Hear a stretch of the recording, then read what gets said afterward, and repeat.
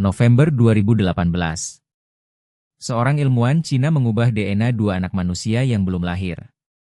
Kembar itu lahir. Dunia menamai mereka Lulu dan Nana.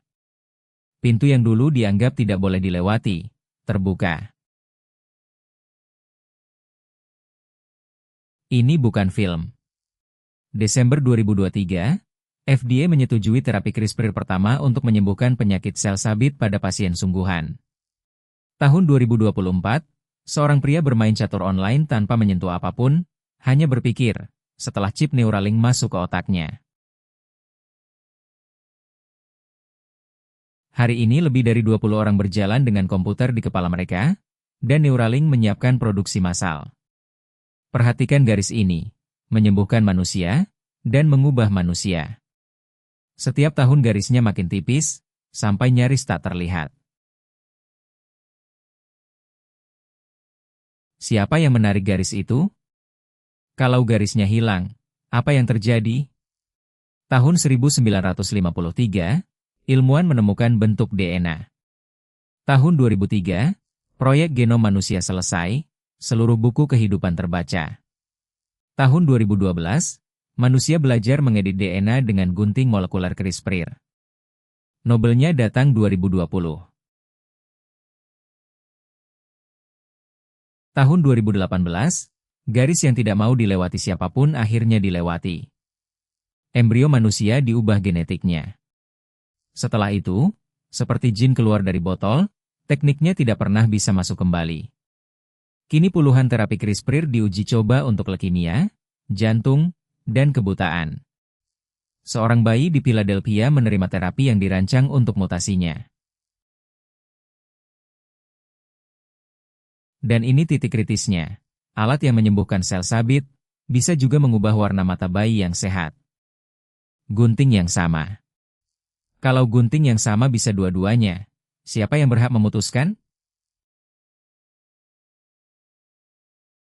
Hollywood sudah berkhotbah duluan. Setiap akhir pekan, Marvel mengumpulkan 30 miliar dari zaman dewa. Film fiksi ilmiah mengulang pola yang sama, unggah kesadaran, buka 100% otak, lalu menjadi dewa.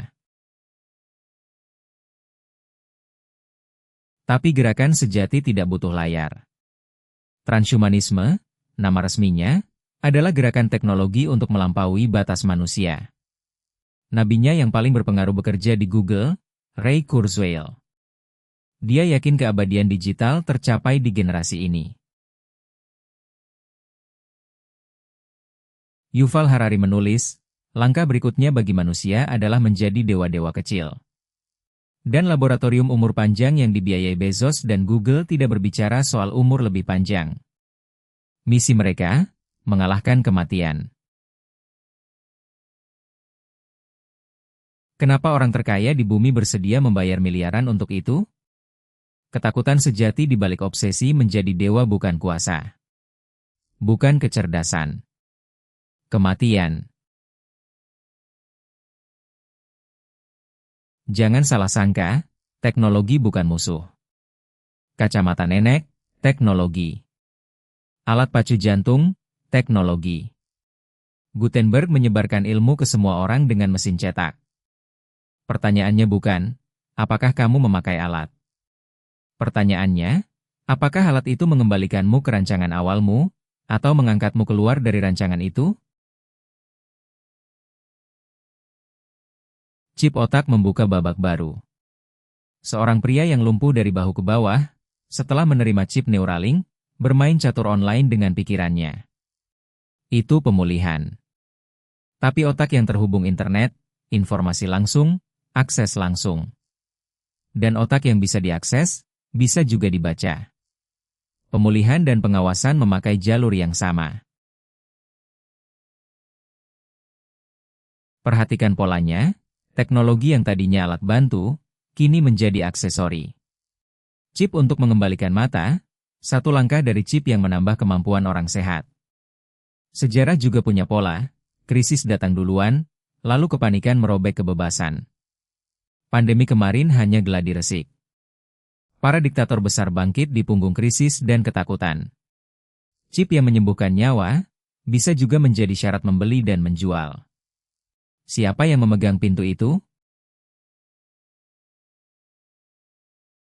Jadi pertanyaan sebenarnya bukan, apakah manusia akan terus berubah? Kita sudah berubah. Pertanyaannya, siapa yang menarik garisnya, dan ke arah mana? Teknologi adalah alat. Mencintai masa depan tidak berarti menyerahkan keputusan kepada alat. Kalau teknologi bisa mengubahmu, di mana batas yang tidak akan kamu lewati? Tulis di komentar. Dan subscribe untuk bagian berikutnya.